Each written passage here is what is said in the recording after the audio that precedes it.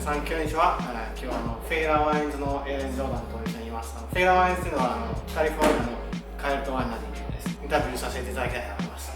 Thank you very much for being here. The wines are fantastic. Thank you. Thank you very much. So I would like you to explain in short what's the style of the wines and your philosophy. Sure. Very easy. My philosophy is I try to make wines with place, and I try to do that by farming well and trying to not manipulate the wines in the cellar. So my goal is to have a transparent hand when it comes to winemaking and allow the sight to shine through. So we have here wines from Anderson Valley, Napa, Sonoma. Is there a favorite terroir you have? I don't. Well, so I mean, I always say, if you have multiple children, do you have a favorite child? And the answer is, well, it depends on the day. So, for me, the thing with all of these different sites is each one is unique, and it brings something different and special.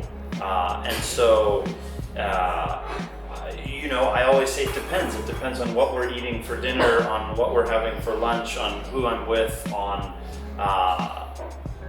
the year we're talking about. I try only to make wines from sites that I really love.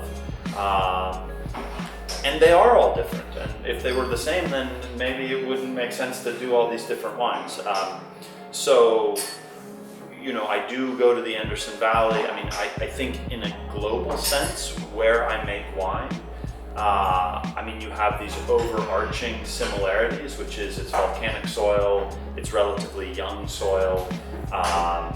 So, for example, I have friends that say, it tastes like French wine. I'm like, no, it doesn't. French wine tastes like, Burgundy tastes like Burgundy. I never mistake California for Burgundy, ever. I'm inspired by Burgundy. I love French wines. I love Italian wines. But I also make wine in California. And so for me, I think these wines speak of California. I think that you find a really good acidity, especially compared with other California wines. Aren't you worried about the late droughts and global warming? There's been some problems. How did you do? Sure. I think I would be crazy not to be at least concerned about it. But farming is an intuitive thing, and I've now been doing this for 27 years.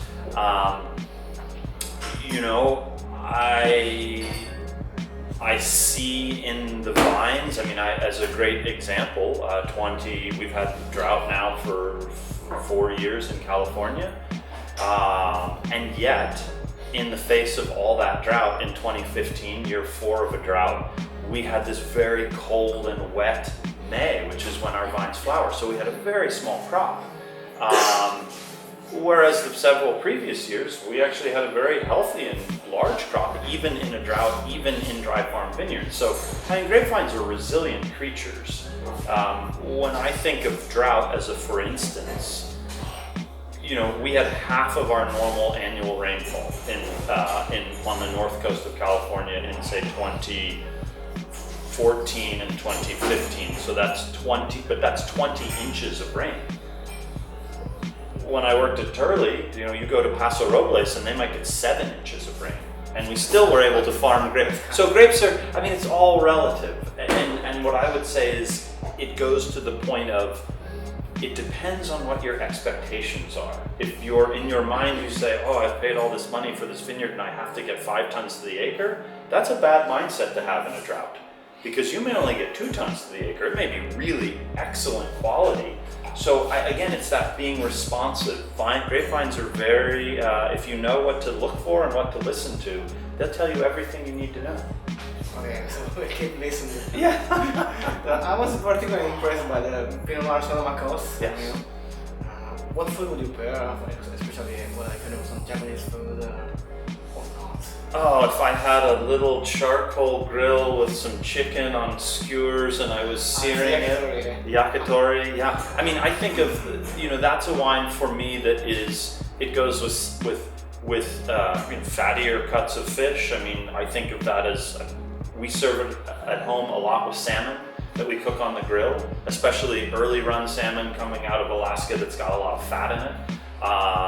And yet it goes great with chicken. I mean, I think it's a very versatile wine, actually. It's not an oak-dominated wine, and it's got great acidity. And so, I mean, for me, so much of winemaking is about that textural palate presence and having good acidity, because that's your gateway to food. How long will you age it? Well, you know, I always say, hey, I've got more coming, you should drink it right away. But I mean, in a grand sense, I think these wines age surprisingly long. People are startled by how long they last, because I think in the grand scheme of California, a lot of wines are made to be very immediate wines.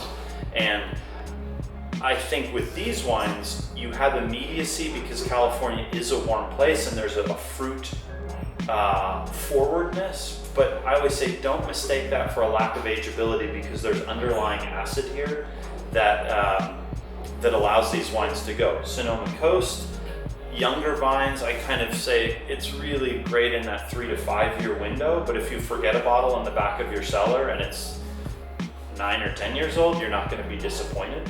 The Chardonnays also last a long time too. They're very startling to most people that think of California Chardonnays as being, you know, maybe not capable of aging that long. You have a message for Japanese public? Oh, well, I mean, the Japanese public, I'm a huge fan of Japan.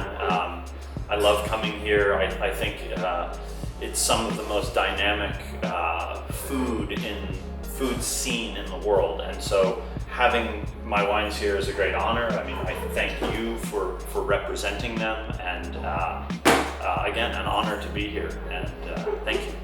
Thank you very much. Cheers. Yes.